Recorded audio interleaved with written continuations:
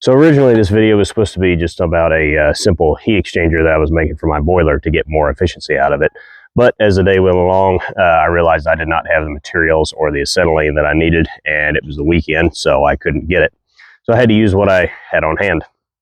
And as you can see, this is not fabricated correctly by any stretch of the imagination, but I thought it was a good opportunity to make an entirely separate video on how to stick weld sheet metal with large gaps, which is a losing proposition on 3 different levels, but it's not entirely impossible. There are way better and more practical ways to do it, but it's not impossible. One of the ways that I could have made this easier is using square tubing instead of pipe. Maintenance was a high priority for this, and if it's square tubing, I can't.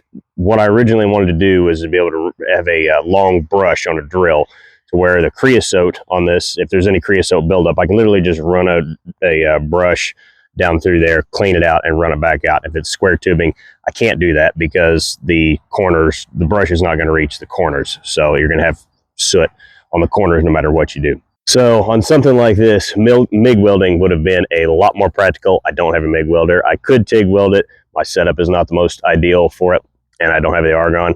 332 6010 would also help. I also don't have that. All I've got is 1/8 inch. That's the most common. Most places don't have 332 on the shelf. They only have 1/8 inch. 6011, 1/8 inch 6011 would be just fine too. They burn really similar. But one thing, since you're already at a disadvantage because it's sheet metal, it's thin, and you've got gaps, and you're using a stick welder, having a good fresh set of welding rods is going to be a major headache reliever, because if you're gonna have any trouble burning the rods, they're just gonna spit and sputter, and you don't want that. You're gonna save yourself a lot of headache if you have a good fresh set of welding rods for something like this. So now that we got it all tacked up, it's time to weld it up.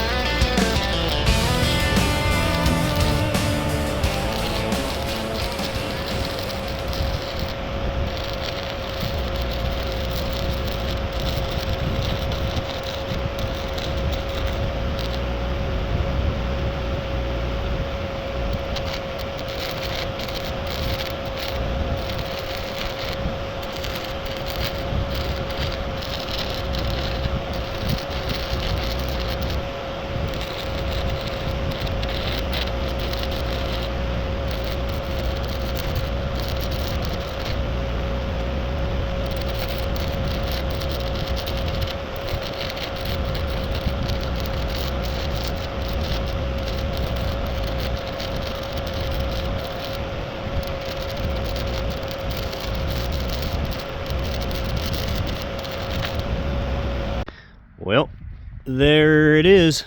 She's all sealed up and ready to put water to it. Yeah, right. This is just the first step in the entire process.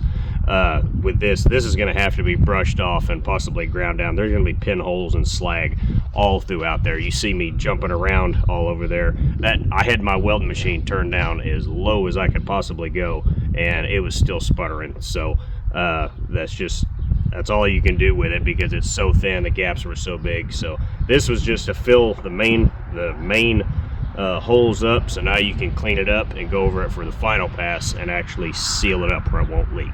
So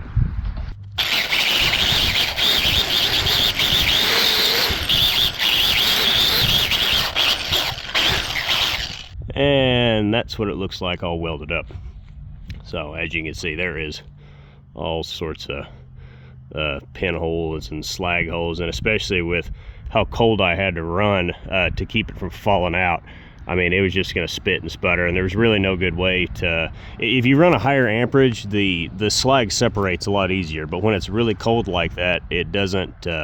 The machine can't separate the slag for you nearly to the same extent. So you're gonna have that no matter what. I gotta run over this with a tiger paw and kind of knock the high spots down, and then I'm gonna run over it a second time.